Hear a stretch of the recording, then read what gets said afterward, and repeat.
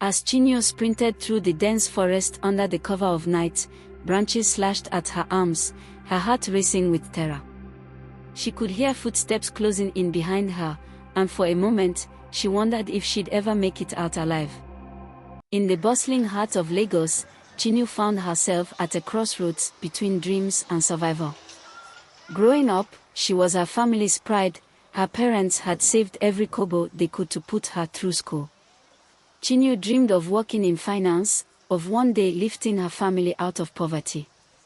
But after graduating, her dreams were met with the harsh reality of Lagos. Opportunities were few, connections were everything, and no one seemed willing to give her a chance. As time passed, her family's financial strain grew heavier, and hope felt out of reach. Desperation brought her back into the orbit of Emeka, an old schoolmate who seemed to be living large.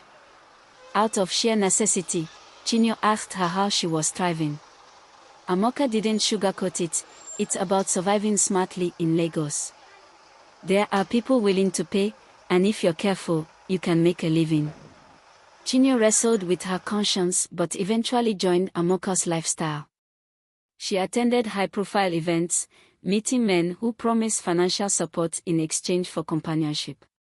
She told herself it was temporary. Then came the night she met Mr. Emeka, a wealthy businessman who offered her a substantial sum to spend the weekend at his villa outside the city.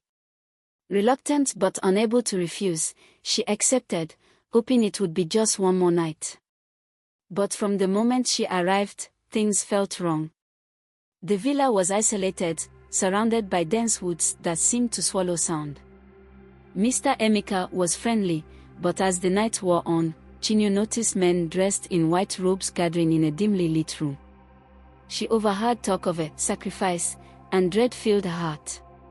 Something wasn't right. As the evening progressed, the men began to drink, and their eyes followed her whenever she moved. Sensing danger, Chinwe decided she had to leave. But when she tried to excuse herself, she was met with a suspicious smile and told to relax. Her fear intensified, and she realized that living wouldn't be easy. Climax, with courage fueled by survival, Chinwe took her chance. Quietly, she grabbed her bag and slipped out of the room. She found a back door and stepped into the darkness outside. She could hear footsteps. Someone had noticed her absence. In a panic, she ran into the woods, the branches cutting her skin as she pushed through. Her heartbeat pounded in her ears as she made her way deeper, her only thought to escape. For what felt like hours, she ran, not daring to look back until she saw faint lights from a nearby village.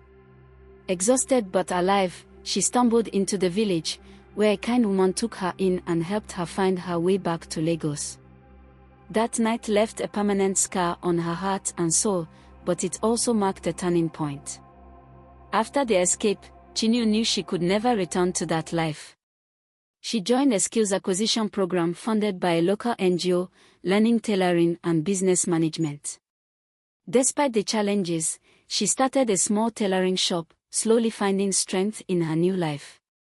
Her scars became her motivation to reach out to others. Today, Chinwe speaks out about her past, warning young women of the dangers she narrowly escaped and encouraging them to pursue safer, sustainable paths. Her journey may have been marked by shadows, but it is now one of resilience, hope, and a future she rebuilt herself. Don't miss out on more inspiring stories like this. Hit that follow button and subscribe to stay connected.